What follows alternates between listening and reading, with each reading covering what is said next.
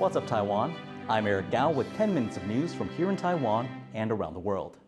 Taiwan is sending more emergency assistance to Turkey after 2 massive earthquakes hit the country on Monday.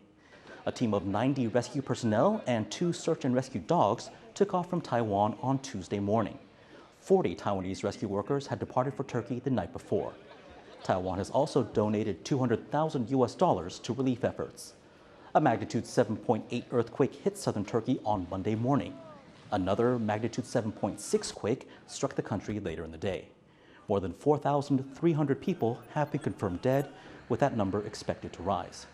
Taiwan's Interior Minister, Lin Youcang, says Turkey was one of the first countries to send aid to Taiwan after a deadly earthquake here in 1999. He says it's now Taiwan's turn to help Turkey.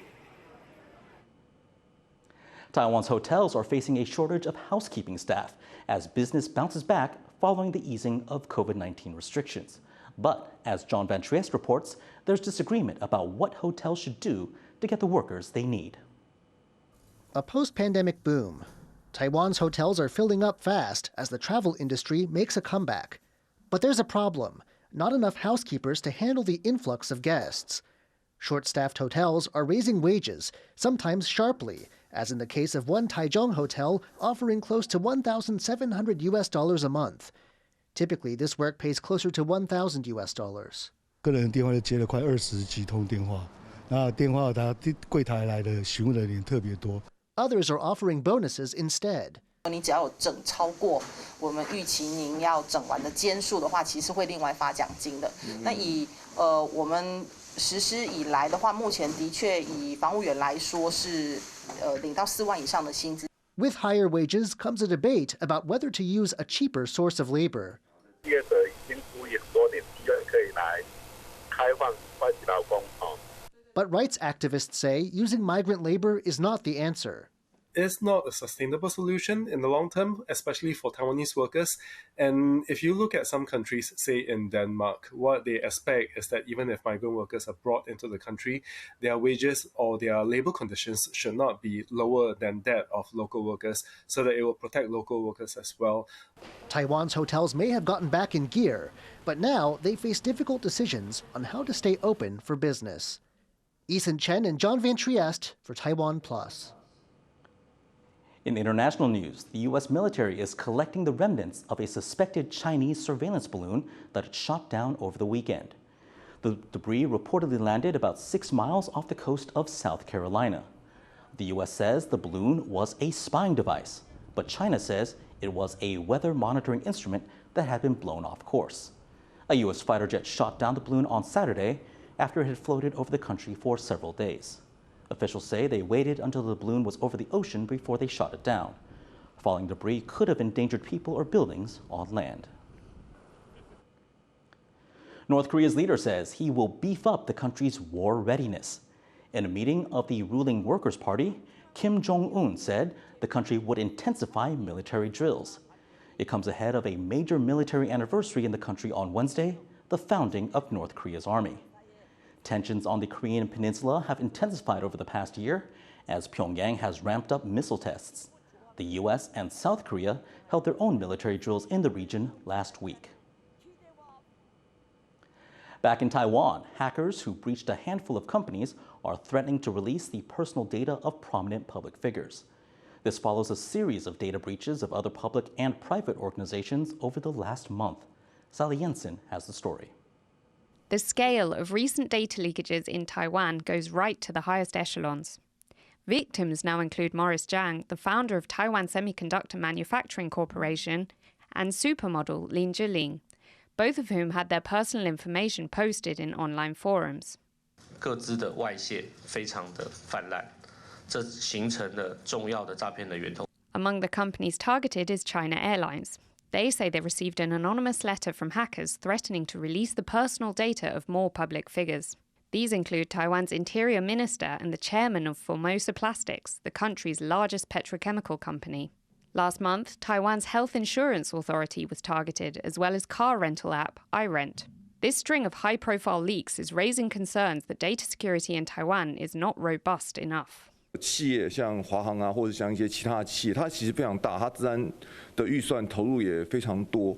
那我们发觉说，还是会有一些治安的问题。过去在做治安，就是把一些事情都丢给资讯部门，但是其实很多的事情来讲，那是需要做通盘的考量来做规划。Government officials are rushing to mitigate further damage. 要去针对这个类似的一个业者做一个全面的一个主动去清查，相关的一个清查作业在办理的时候，我们会邀请相关的一个治安顾问来协助。Some legislators are demanding the establishment of a specialized agency dedicated to data protection. The Administration for Cybersecurity is inviting relevant officials to discuss the issue of personal data protection in the next few days. They say they will report back on policy direction to ensure people's personal data security. In the meantime, with the possibility of further leaks, many Taiwanese are looking for reassurance on more concrete prevention measures. Asnaya Zhou and Sally Jensen for TaiwanPlus. For a lot of people in Taiwan, this past weekend went by faster than usual. That's because Saturday was a makeup day, when Taiwan makes up for long weekend vacations by sending employees back to work and children back to school. But campaigners say 6 straight days in class can be too much for kids. Stash Butler brings us this report. School on a Saturday. Taiwanese children were in class this weekend for the second of the country's 6 makeup days. This time they're making up for time off over the Lunar New Year. In 2023, people in Taiwan will enjoy 17 days of public holiday. But they also have to make up for 6 of those days by either going to school or working on a Saturday. That's the most make-up days Taiwan has had for at least 8 years. The idea of paying back your vacation on 2 Saturdays like these 2 this month may seem strange, but for Taiwanese school kids and their parents, it's already a normal part of life. In 2006, Taiwan changed its calendars. From then on, every time a public holiday falls on a Tuesday or a Thursday, the government creates a 4-day weekend by making the Monday or Friday a holiday too.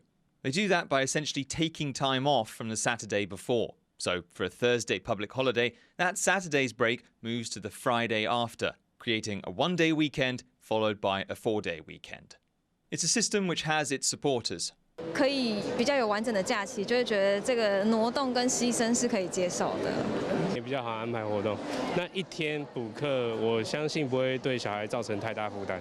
But some education groups disagree. 补课的效果其实是不太好的，因为大部分补课的上课的时候都是上一些比较没有那么重要的课程，大家的状态也不是很好。Campaigners say Taiwan should stop borrowing holidays to create long weekends, except for important days like the Mid-Autumn Festival. The government says it's willing to consider the idea. But any changes would take time, and for this year at least, the holiday dates are already set. So for Taiwan's school kids and workers alike, it's 2 Saturdays down, 4 to go. Easton Chen and Stash Butler in Taipei for TaiwanPlus. In sports news, Taiwan's Ling Junyi has won the men's singles title at this year's Thailand Masters Badminton tournament.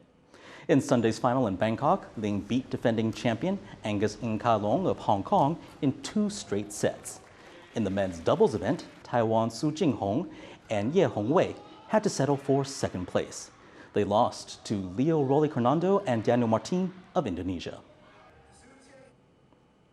The southern county of Pingtung is working to build a fruitful relationship between Taiwan and Japan. The county government is donating 16 metric tons of bananas to Japan's Kyushu Island. That's enough to fill an entire shipping container. The fruit is earmarked for over 200 elementary schools there. Pingtung is Taiwan's biggest banana producer. Last year, it exported 635 tons of the fruit. Thank you for watching What's Up Taiwan. Remember to download the TaiwanPlus app for more stories from Taiwan and around the world. Finally, we leave you with images of giant pandas at the Taipei Zoo. I'm Eric Gao. Take care and see you next time.